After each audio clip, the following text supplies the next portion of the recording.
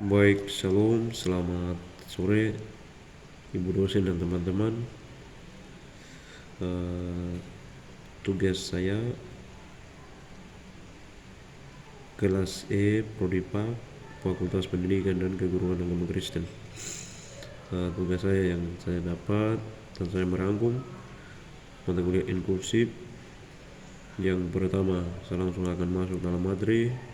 Yang pertama adalah pengertian pendidikan inklusif menurut para ahli Gramedia tahun 2015 sampai dengan tahun 48. Pada waktu itu pendidikan inklusif merupakan sistem penyelenggaraan pendidikan bagi anak-anak. Sistem penyelenggaraan bagi anak-anak yang memiliki keterbatasan tertentu dan anak-anak yang lain. Jadi pada waktu itu anak-anak yang memiliki keterbatasan harus utamakan untuk mereka belajar. Yang berikut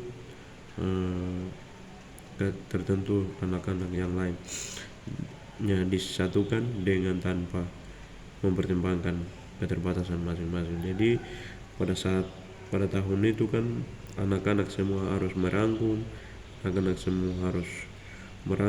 dan harus masing-masing harus kasih belajar agar mereka juga bisa mengerti dan bisa memahami. Baik, terus yang berikut adalah tujuan pendidikan inklusif adalah memberikan kesempatan yang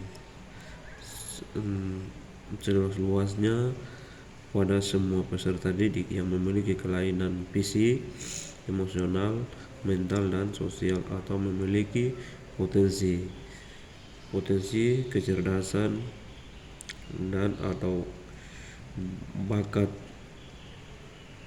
istimewa untuk memperoleh pendidikan yang bermutu sesuai dengan kebutuhan dan kemampuannya. Jadi pada pendidikan yang bermutu sesuai dengan kebutuhan dan kemampuannya masing-masing. Jadi harus belajar juga harus kebutuhan dan kemampuannya masing-masing. Yang berikut adalah prinsip penyelenggaraan anak inklusif. Semua anak berhak mendapatkan hak yang sama. Anak tidak boleh direndahkan. Tidak ada alasan untuk tidak memberikan kasih sayang kepada mereka. Guru perlu memberi semangat positif bagi mereka. Jadi guru itu dia harus mengambil positif kepada murid agar anak murid dia harus mengerti apa yang sudah disampaikan sebagai guru kepada anak murid agar dia bisa mengerti dan dia bisa memahami dan dia bisa belajar dan dia bisa tahu. Yang berikut adalah materi yang kedua adalah pengertian anak berkebutuhan khusus. Anak-anak yang memiliki berkebutuhan khusus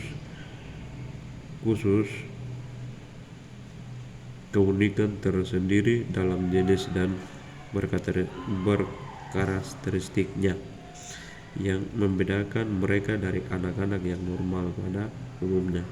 Jadi anak-anak yang berkebutuhan khusus ABK itu memang harus dikhususkan.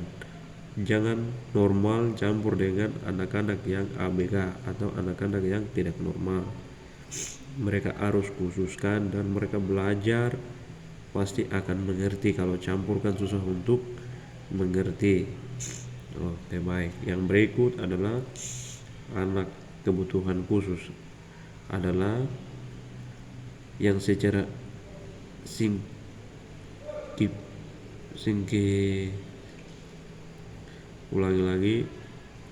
anak dengan kebutuhan khusus adalah anak yang secara signifikan bermakna mengalami kelainan penyimpangan prinsip mental dan intelektual sosial. Jadi dia harus memiliki prinsip mental, intelektual, dan sosial juga dia harus memiliki. Dan emosional dalam proses pertumbuhan, perkembangan, dan perbandingan dibandingkannya dengan anak-anak lain sesuainya sehingga mereka melakukan pelayanan pendidikan secara khusus. Prabanding Deleth. Terus yang berikut materi yang bagian ketiga atau bagian keempat atau bagian kelima adalah jenis-jenis ABK. Anak tunanetra ringan, sedang, dan berat. Anak tunarungu dengan gangguan dan kecerdasan, ringan, sedang, dan berat. Tunanetra rungu. Anak dengan di atas rata, gensius, dan talet. Kemarin juga Pak Enrik sudah dipraktekan. Jadi dia panggil nama, sedangkan anak kecil itu dia jawab lain. Kalau dia suruh baca, anak harus baca ini, dia baca. Dan juga guru yang kalau dia akrab dan guru sampaikan, pas dia mengerti, dia tangkap kata itu atau kalimat itu atau cara itu, pasti dia langsung dimengerti, dan kita bicara juga pasti dia akan ikuti.